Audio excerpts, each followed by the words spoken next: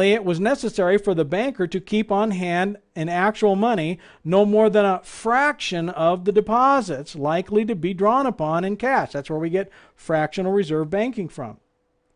The rest could be used for loans, and if these loans were made by creating a deposit account for the borrower, guess what?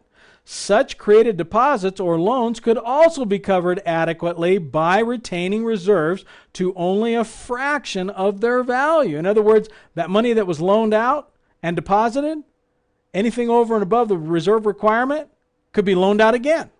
That's what he's saying.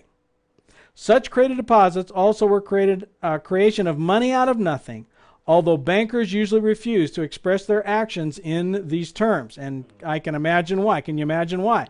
And you must understand that most bankers don't understand what they're doing. They come out of college, they're given a playbook, so to speak, says here's how it works, just go do it. They don't understand the principles behind this, okay? So don't go down and lay hands on your banker on Monday, all right? Just pray for them, all right?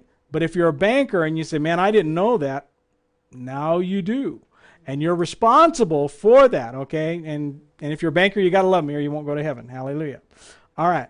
Sir Josiah Stamp, he said this. He said, he's the former president of the Bank of England. He said this. This process is perhaps the most astounding piece of sleight of hand ever invented. Remember, Tarbirth was the creation of something out of nothing, and it implied the unrighteous sleight of hand to do it. Banking was conceived in iniquity and born in what? Sin, the transgression of God's law. Now this is a globalist. This is an uncircumcised, unredeemed globalist who's saying this.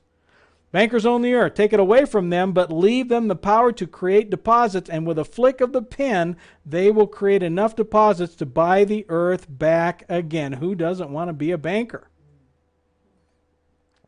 Now, when we create this loan, I just pull out a piece of paper and I write it out for $90,000. When I deposit that over onto the liability side in Dale's account, guess what? Or Bill's account, guess what? I have actually created money out of debt.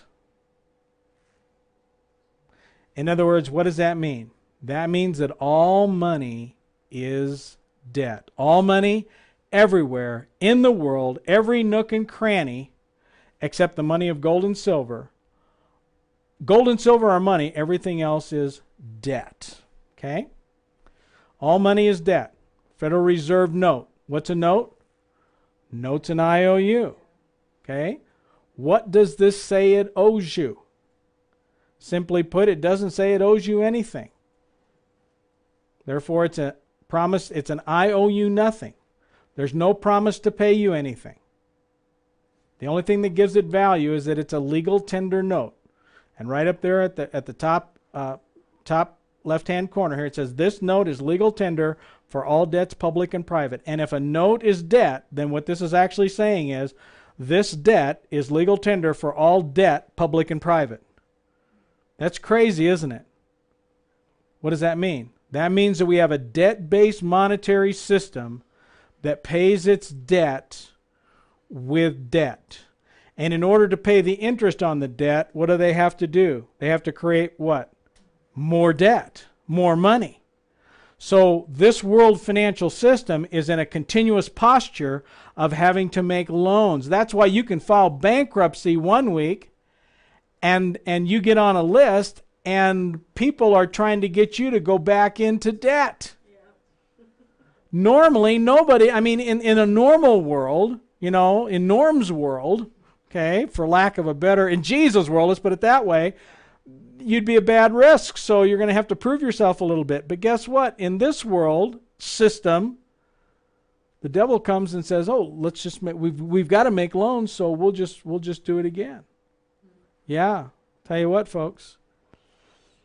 Fractional reserve banking creates more debt than money. In this particular case, when we make that loan for $90,000, and then we make that corresponding entry on the other side of $90,000, the $90,000 that I lend to Bill is a loan, is a debt that he owes